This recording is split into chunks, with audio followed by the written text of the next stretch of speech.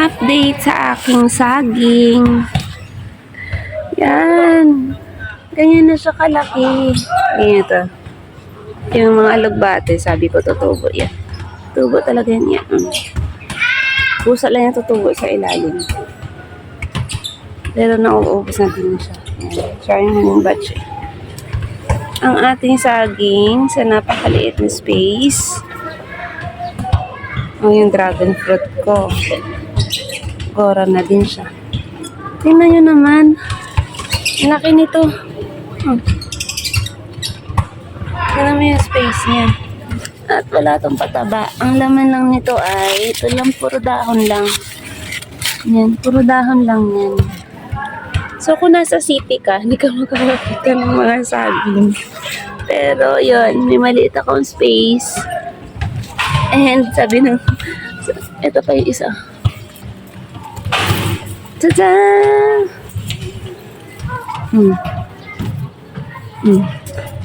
Sabatoy. Yan. Yan. Ganon din. Ang sa ilalim din niya, mga dahon-dahon lang din. Yan o. So, kasi may puno ditong patay. Yan. Sana magka-baby siya bago siya mamunga. Kasi pag namunga na to at wala pang baby, wala akong kasunod. Mahal to eh. Inili ko to 700 ata or 500. Ito na maalala. Online. Ito galing talaga to sa probinsya. Galing sa asawa ulit ng kuya ko. Lagi akong pinapadalhan nun. So yan yan. Galing probinsya yan. Tapos may isa pa ako doon. Ito pa yung isa. Hindi siya ganun kasing taba dito sa labas, but hopefully maka-recover din yan.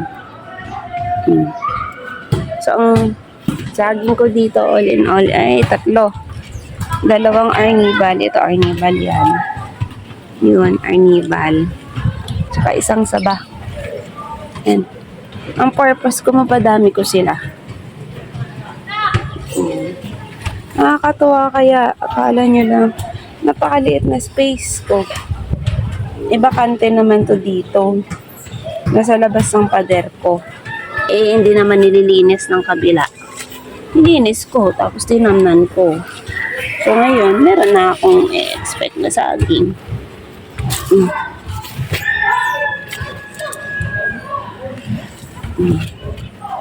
Diba? Hindi naman yan kailangan, dito alagain no, tingnan niya. Ganun siya ka laki. Hindi siya alagain. As in, mini-maintain ko lang na malinis para hindi anuhin ng ahas. Yan. Tingnan nyo yung space na yan. Yan. Ito pader ko. Ito kapit. Court yan. So, yan natin na niya. Tada! Nandun siya sa dulo. So, hindi siya nagagalaw talaga. Sana ito mapalaki ko. Kasi never akong natagalan ng papaya. Lahat ng papayang tinanim ko once na nag-start na magbunga. Nag-yellow yung dulo niya, yung talbos.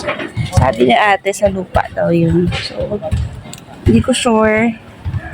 Pero sana, dito sa dulo, ilagyan ko na ng bato-bato. Tapos tambak lang ulit. Mga gabi-gabi. Yan. Gabi. Tapos, kalamansi. Tapos nga, ito yung mga gabi ko. Namunga na yung greenvilla. Gumagapang siya sa tamas. Hayaan ko lang yan para at least parang protection din dahil yung bougainvillea kasi may mga tinik, so walang makakaakit sa pader. Tapos andito ngayon marami kong lemon, so yun. Yan. Yan, ganyan yun. Yung mga gulay ko naman nandun sa loob. Yan. Diba? Yung gumamela kang malaki. Paborito ng ate ko. Sinabunan ko dito para walang makapasok. Yan. So, napakaliit na space na yan. Yan. Before, tambak lang yun nandito. Ngayon, nilagyan ko ng mga bato. Tinamnan ko. Yung mga pechay ko nandun sa loob. Dito, ito yung mga fruits. Baga, hindi mo kailangang mag-alala pag nag-harvest ka. Ang katuwa, diba? Nakakatuwa lang. Ang taba nila dahil dito. Ano? Yan o, nakikip niya yung moist ng lupa. Yan. Kailangan nagsimula yung ano, Mika?